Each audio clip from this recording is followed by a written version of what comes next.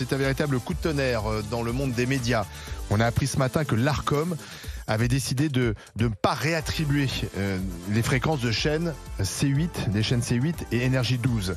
C'est bien sûr un coup dur pour Vincent Bolloré, qui est le patron de C8, de Canal, de CNews. C'est un coup dur également pour Cyril Hanouna, qui est la star de C8.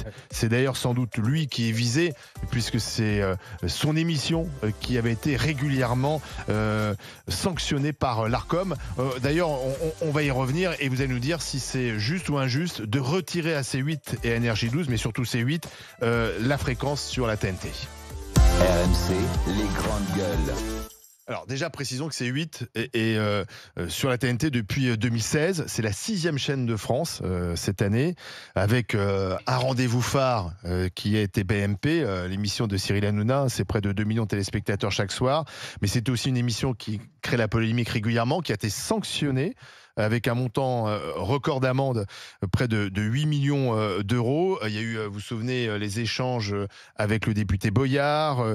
Il y a eu aussi des insultes contre la fille de Johnny Hallyday. Enfin bref, l'Arcom a souvent sanctionné C8. Et à un moment donné, ces sanctions ont sans doute poussé l'Arcom à retirer C8 de la TNT. Alors, ce qui pourrait peut-être sauver C8, c'est un recours devant le Conseil d'État. Ce qui pourrait peut-être sauver Cyril Hanouna, c'est que dans le groupe Bolloré, on le mette ailleurs, puisqu'il y a Canal+, j'ai dit, CNews, etc. Mais enfin bon, c'est quand même un coup de tonnerre et ça va faire beaucoup réagir. Alors pour l'instant, il n'y a pas beaucoup de réactions officielles du côté de Vincent Bolloré et de Cyril Hanouna. Cyril Hanouna, s'il nous écoute, je sais qu'il le fait de temps en temps, il écoute les grandes gueules, qu'il n'hésite pas à nous appeler pour réagir en direct. Bruno Pomar, je me tourne vers toi parce que tu as souvent participé à l'émission TPMP de Cyril Hanouna. Tu connais bien l'animateur. Est-ce que tu trouves tout ça juste ou injuste ? Moi, je trouve que c'est de l'acharnement vis-à-vis de Cyril Hanouna et de son émission en particulier, parce que d'abord, c'est un acteur, comme tu le dis, en pointe dans les médias actuellement, et ça, c'est une première chose. Et deuxième chose, c'est qu'effectivement, on a fait un peu de la discrimination vis-à-vis de son émission et des gens qui l'invitent ou pas. Donc, et surtout, même si elle a été plusieurs fois sanctionnée, cette émission. Oui, mais en plus, ils ont déjà été sanctionnés, donc c'est quand même un élément important. Mais moi, ce que je trouve regrettable de la part de l'Arcom, c'est qu'ils ne réfléchissent pas un peu plus loin, en sachant que on s'attaque à Bolloré en même temps. Et Bolloré, vous savez que Bolloré finance par dizaines de millions d'euros le cinéma français. Finance le cinéma français via Canal+. Et donc, je trouve que c'est qu'on les alerte et qu'on leur foute une amende. Je l'entends, je trouve que c'est un peu dur vis-à-vis ça va trop loin. de Cyril Hanouna. Les amendes, ils avaient déjà eu les amendes. Alors, ils avaient fait une proposition, parce que vous savez, chaque chaîne a été auditionnée ces derniers jours par l'Arcom. Parce qu'il faut expliquer à ceux qui nous écoutent. En fait, on attribue gratuitement quand même une fréquence de la TNT, donc c'est quand même quelque chose d'important, à un groupe qui doit ensuite répondre à un cahier des charges. Et puis, on réattribue cette fréquence si ce cahier des charges a été respecté. Et si ça ne l'est pas, on peut l'enlever, cette fréquence. Ça, c'est tout à fait légal. Et c'est des fréquences, on donne ensuite une autorisation sur 10 ans, donc c'est pas rien. Et après, derrière, le groupe, il dégage de l'argent, c'est des groupes privés. Donc c'est pour ça que l'Arcom estime que C8 n'a pas répondu à son cahier des charges. Le C8 qui s'était engagé d'ailleurs à proposer TPMP, non plus en direct, mais en différé mais ça n'a pas suffi. Barbara Lefebvre, est-ce que c'est juste ou injuste ? Mais c'est tout à fait injuste. Il y a 2 millions de Français qui regardent le soir TPMP. On pense qu'on veut de l'émission, on la trouve de bon goût, de mauvais goût, c'est comme ça. Je vais vous dire que les émissions de mauvais goût, je préfère pas parler des émissions de France 2 de certains samedis soirs qui sont de très mauvais goût, donc je vais pas en parler. Et TPMP le téléspectateur de TPMP serait un sous-téléspectateur à qui on a le droit finalement de lui couper le sifflet, on lui coupe sa chaîne. Alors qu'effectivement, on peut le sanctionner. Si M. Bolloré est prêt à payer des sommes mirifiques en amende, c'est grand bien lui fasse. Mais il y a un public pour regarder ce genre d'émission. Quand il s'est agi de venir pendant la campagne présidentielle d'En face à Baba, tous les politiques sont venus. À l'époque où les LFI étaient dans TPMP, on les voyait toutes les 5 minutes. Le comportement de M. Boyard a été absolument écœurant et bien sûr Cyril Hanouna n'avait pas à lui parler sur le ton sur lequel il lui a parlé, mais je pense que ça exprimait toute la colère qu'avait Cyril Hanouna contre quelqu'un qui avait trahi, et il n'a pas trahi que Cyril Hanouna d'ailleurs, parce qu'on sait les méthodes de M. Boyard, donc, qui bouffe à tous les râteliers. Donc effectivement, moi je trouve ça absolument scandaleux. Mais c'était normal, on le sentait.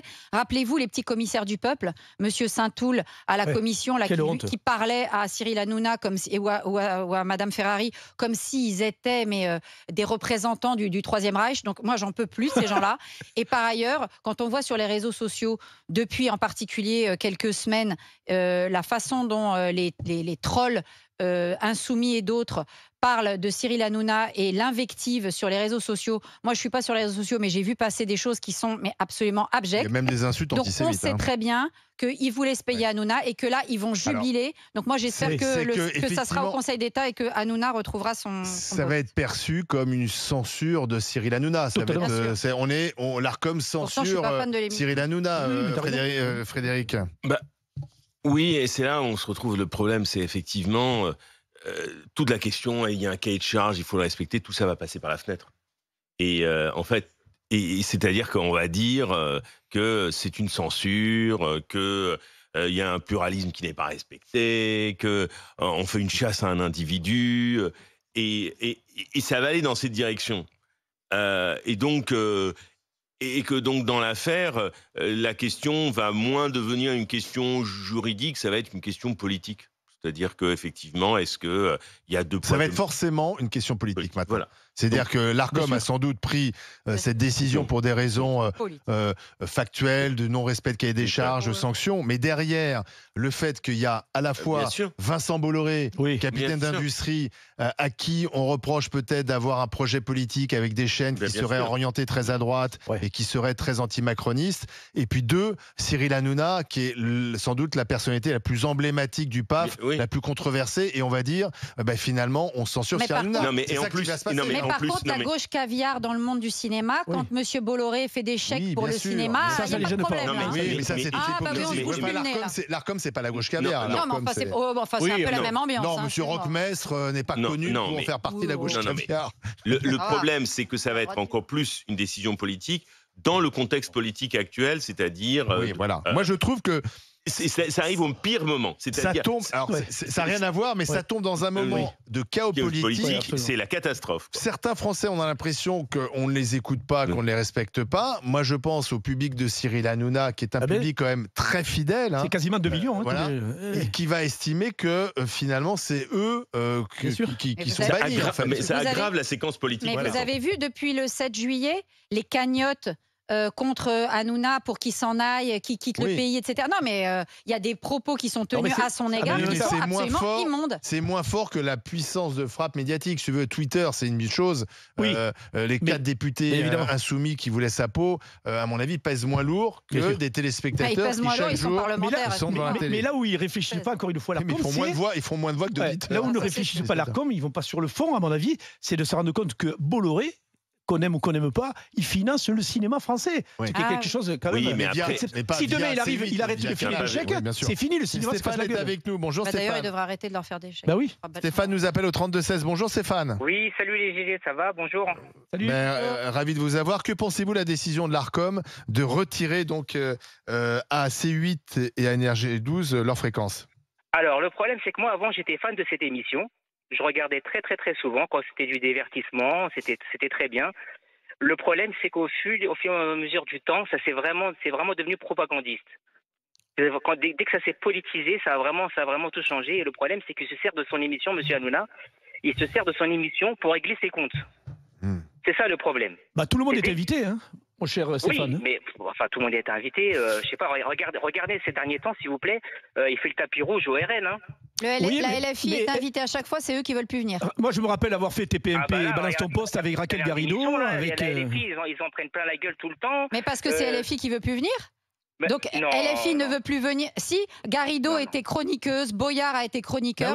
C'est LFI à un moment donné, c'est clair et c'est net. Ça avait commencé même d'ailleurs avant le 7 octobre déjà, mais alors après, n'en parlons plus. Donc ils ont décidé qu'ils ne venaient plus et ils ont commencé à lancer des campagnes de dénigrement sur Cyril Hanouna. Et comme Cyril Hanouna, c'est pas quelqu'un de très subtil dans sa façon de répondre et qui considère que son émission, son émission, c'est son émission, il y répond comme il veut. Monsieur Hanouna n'est pas fait pour faire des émissions politiques. Il est fait pour faire ça a marché. Il est fort dans le divertissement. Non, mais le problème, il y a eu trop de dérives. Il y a eu trop de dérives. Vous avez bien vu que dès qu'il a quelqu'un dans la ligne de mire, il fait des émissions 24 heures sur 24, il fait du dénigrement.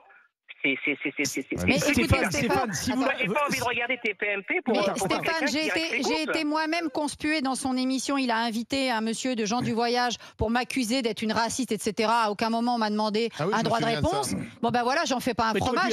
Non, mais je m'en fous, j'en fais pas un fromage. Ils ont quasiment dit sur le plateau que je m'en étais pris aux Gens du Voyage et que j'étais une raciste, etc. Qu'est-ce que je vais faire? Je m'en fous. Il dit ce qu'il veut, monsieur Hanouna. Il en pense ce qu'il veut, mais moi je considère qu'il a le droit de le dire et qu'il a le droit de s'exprimer. Il y a aussi un problème peut-être aussi avec le modèle économique de C8, qui est une chaîne très endettée, qui est la plus endettée du PAF.